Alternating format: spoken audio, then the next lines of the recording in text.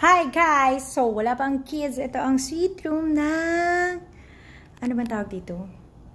Tutur ko kayo sa aming one night staycation. So, ito yung living area nila. So, meron silang ganito. Sweet room na to. Ito yung pinto. So, ayan. So, yan. May pasala siya. So, ang hirap mag-vlog ng mag-isa lang. So, pagpasensyahan nyo na ha. Walang reklamo ng reklamo dyan. Try natin tignan yung CR nila. Kung bongga. Ay, pak! Oh, bongga. Bonggang-bongga. So, sayang lang kasi hindi ito yung sweet room pero wala siyang bathtub. So, sayang, di ba? Yung pa naman yung hinahanap ko din.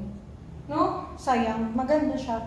Anyway, napakalaki kasi ng space niya for the bathroom area. Tapos, ayun. So, yun.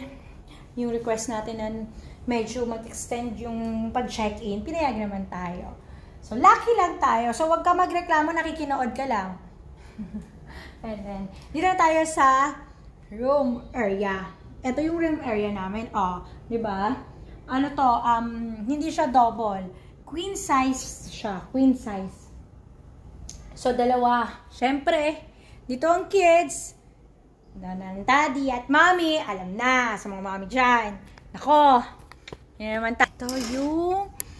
Okay. Wow. Ang ganda rin ng ano niya. It's so relaxing din. Oh my God. Yung area niya na side. No? Nakaka-relax for me. So, yun. Meron silang maliit na table for... Ano to? Office table. So, ayan siya. So, yun. Na-tour ko na kayo at ako, ikaw, nakikinood ka lang. So, i-share mo na to at mag-like ka. Pumunta ka na sa YT ko, ha? Sinasabi ko sa'yo. Gusto mo ba? Naku, nakaka-ang ka. Ayan, sinasabi ko lang sa'yo. Anyway, i-like mo na ako sa YT. Mrs. Poo. Hindi pala Mrs. Poo. Ate Ange. Ate Ange na lang, no? Ate Ange. Mrs. Poo. Ate Ange. Yan. I-like mo na at makikita nyo ang bardagulan namin doon ni Mr. Poo. So, huwag kayong magsasawa sa akin, ha?